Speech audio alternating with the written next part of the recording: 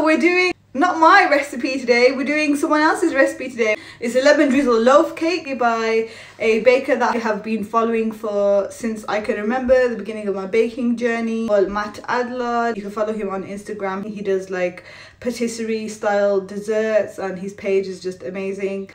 So thank you, Matt, for letting us use your recipe. I'm very excited about how it's going to go down and hopefully I can do his recipe some justice. I really need you to hear what I'm saying. So we'll get started. So the first thing we are going to do is grease and flour our tin. So I've got a standard loaf tin here and we're going to grease it with some butter. Where is my butter? There it is. So grease the entire inside of your tin with some butter. Nice and well. There we go. Once you have done that, then you need to flour it also. And you just want to put a little bit of plain flour into your tin directly. Okay, and then all you do is kind of like zhuzh it about and coat the inside of your tin. So just lift it and kind of coax the flour all the way around your tin to coat it all up, yeah? Can you see? So you want to coat all the sides that you've buttered with the flour as well. Once you have floured and greased your tin like this, it is ready and you just need to put that to the side. And for any recipe, the first thing we need to do is preheat our oven. 150 degrees fan, if you have a fan in your oven, fan assisted oven, 150 fan, 170 without the fan, and that is gas mark 3, okay? So preheat your ovens. So get yourself a large mixing bowl, put your bowl on top of your scale and put your scale on. We're going to weigh out our sugar. We need 200 grams of granulated sugar. Directly to the sugar, we're going to add in 3 large eggs. So 3 eggs into your mixing bowl. Once you've got your eggs and your sugar in your mixing bowl, you need to whisk them with an electric whisk or your stand mixer until they're nice and pale and fluffy. This takes roughly about 3 to 4 minutes, so bear with me guys. The mixer is going to be on, it's going to get a little bit loud. We're going to mix this until it goes really nice and thick, like a frothy milkshake. That's what we're after, okay?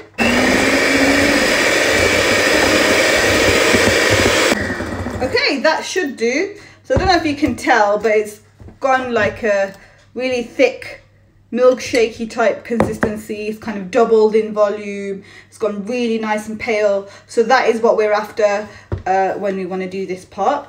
So the next ingredient we're going to add into our bowl is our sour cream. Now this carton already has 300 milliliters, so I don't need to weigh it out. But if you have a bigger carton, then you need to weigh out, put your scale underneath your bowl and weigh out your 300 milliliters or 300 grams equals of sour cream, okay? So all the sour cream goes in. That's just my oven telling me that it's hot. You just need to mix that all in as well, make it nice and incorporated. We're going to weigh out our vegetable oil separately and we're going to drizzle it into our batter, okay? So let's move that to the side for a second. Put your scale on and you need 150 mils, which is equal to 150 grams of vegetable oil. So weigh that out into a separate vessel. So drizzle that in. While it is thick.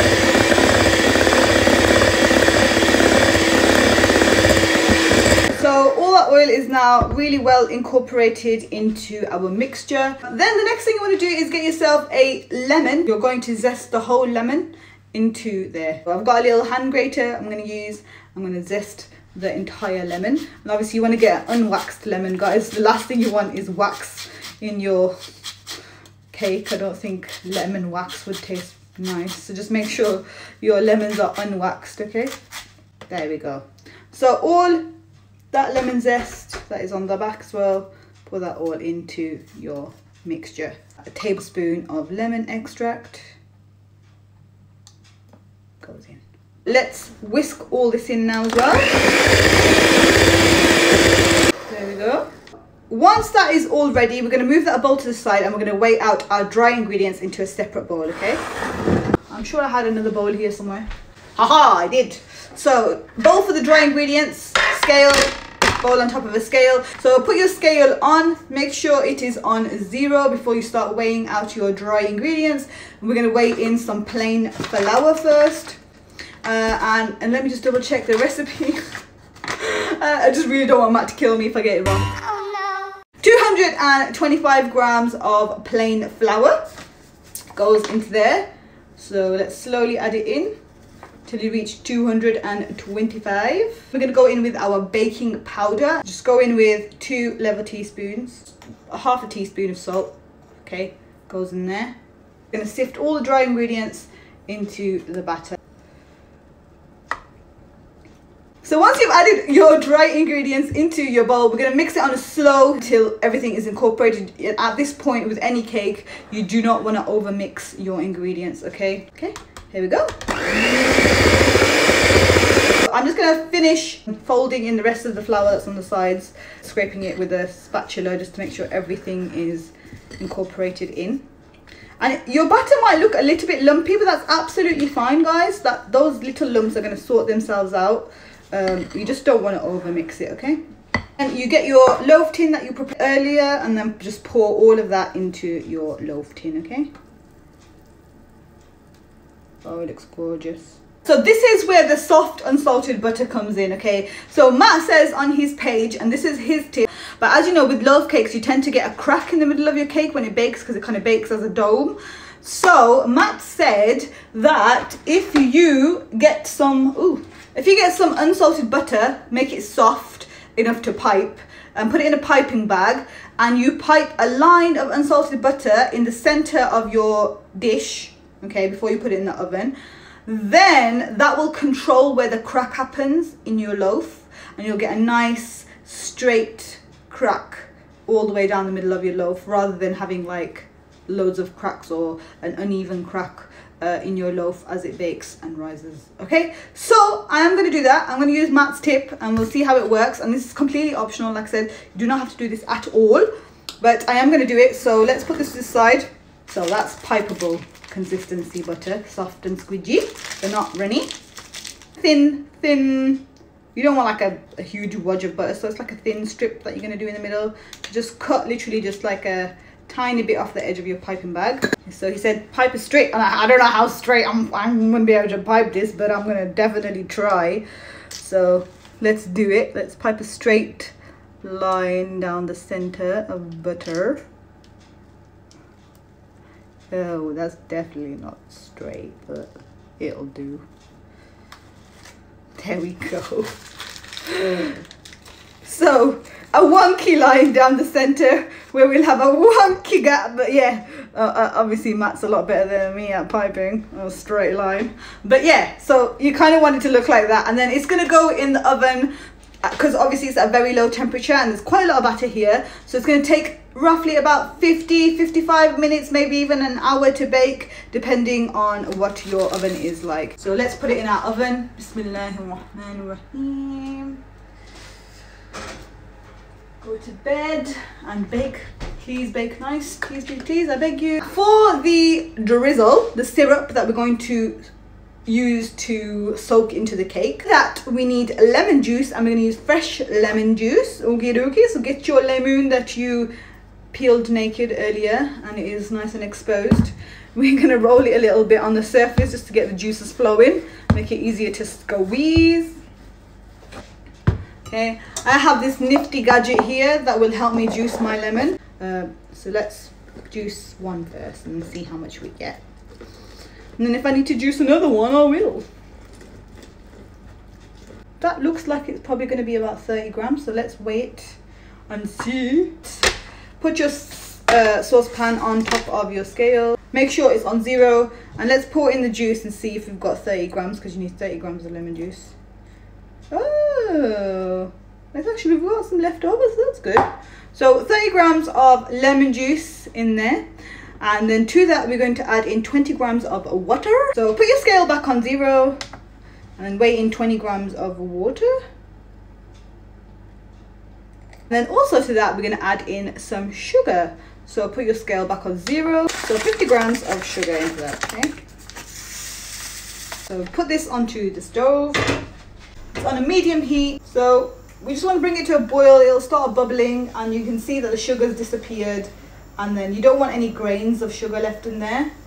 And when you can see that all the sugar has dissolved, that's when you turn it off, and that's it really. There we go. I'll show you what it looks like, and we're going to leave it to cool now. If I can show you what it looks like. It kind of looks like a syrup. I don't know if you saw that. And the last thing that we need to prepare for the cake is the glaze. For the glaze, you need 50 grams of icing sugar. Now, if your icing sugar is a bit old, it's probably a bit clumpy, so you might want to sift your icing sugar in. Mine is a new packet, so it's fairly fine. It's not clumpy at all, so I'm not going to bother sifting it. So 50 grams. I'm going to add 1 tablespoon of milk into our icing sugar to make our glaze. And then if it's too thick, we'll add another tablespoon or half a tablespoon, so it kind of looks like that. Okay, that we're going to add over. I've got a little bit of leftover lemon juice from the lemon I squeezed earlier, and it should be enough, but you want the juice of a quarter of a lemon normally. Okay, so just add I'm going to add that, so that is probably the right amount, so that's why I'm adding that in. You don't have any leftover from yours, just basically juice in another quarter of a lemon. Okay, and give that a good mix. So this is what your glaze should look like when it's done. So once your cake is baked, guys, you want to turn it out onto a cooling rack the right way up. Once your cake is out of the oven and it's still warm, you want to go ahead and poke loads of little holes with the skewer all along the top of your cake, just like so. Then you want to go ahead and pour that syrup that you made all over your cake. Just pour that all over your cake, just so that it soaks in.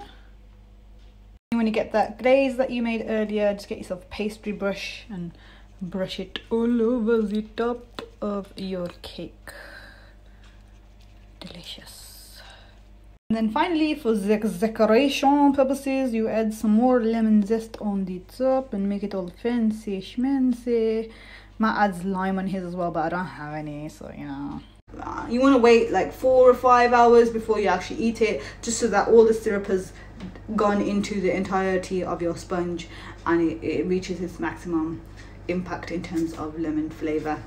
So thank you so much once again for joining me. Take care of yourselves, take care of your families. Assalamu alaikum wa rahmatullahi wa barakatuhu, and bye bye.